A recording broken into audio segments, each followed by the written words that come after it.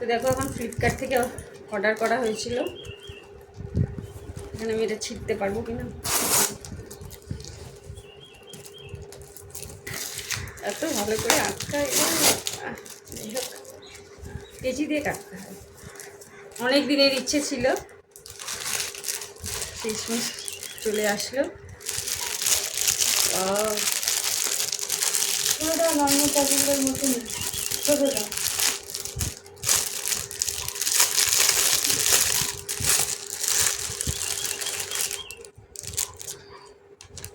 আমার তো এই মিডিয়ামটাই মনে লাগে।